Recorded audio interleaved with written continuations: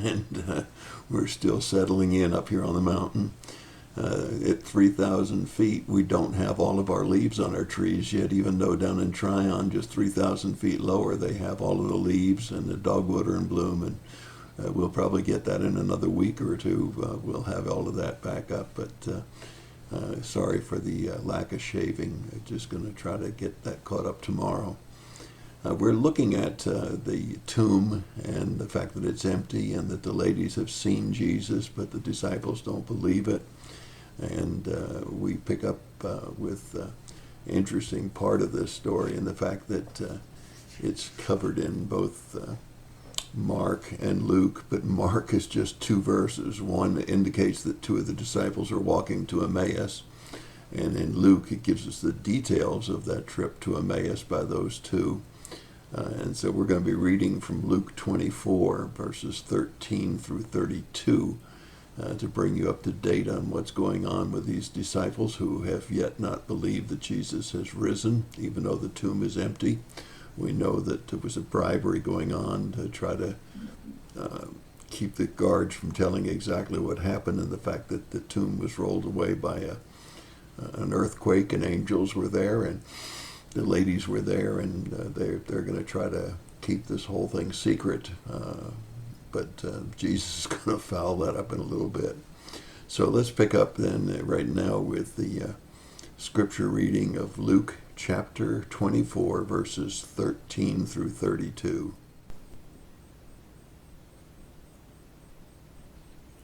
Behold, 2 of them were going that very day to the village named Emmaus, which was about 7 miles from Jerusalem. And they were talking with each other about all of the things which had taken place.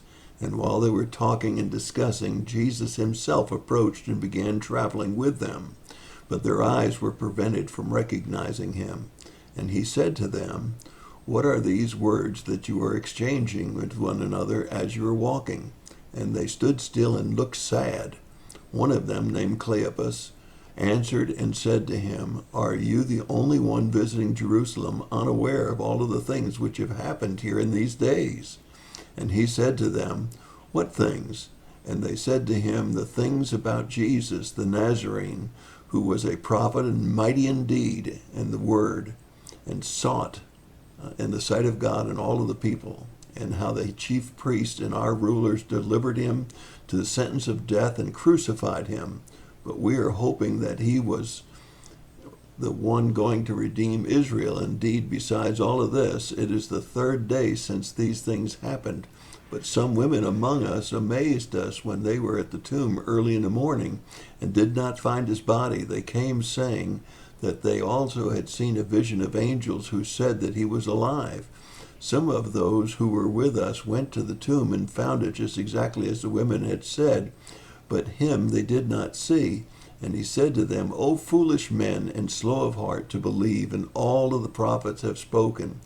Was it not necessary for Christ to suffer all of these things and to enter into his holy glory?" And then, beginning with Moses and all of the prophets, he explained to them the things concerning himself and all of the scriptures. And they approached the village where they were going, and he acted as though they were going, as if he was going further. But they urged him, saying, "Stay with us, for it's getting towards evening, and the day is nearly over." And he went in to stay with them, and he reclined at the table with them, took some bread and blessed it, and breaking it, he began giving it to them. And their eyes were opened, and they recognized him, and he vanished from their sight. They said to one another, "Were not our hearts burning within us while he was speaking to us on the road, while he was explaining the scriptures to us?" Now these were 2 of Jesus' disciples that we see in verse 13. And they were walking about 7 miles from Jerusalem to Emmaus. And as they were talking and discussing, Jesus came up and began to travel with them and to talk with them. And he actually identifies one of these men as Cleopas. And as he identifies him, he also then asks what's been going on and what have they been talking about.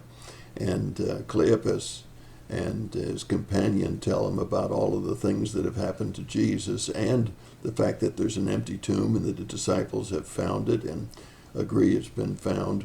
and yet they're walking away from the scene of Jerusalem.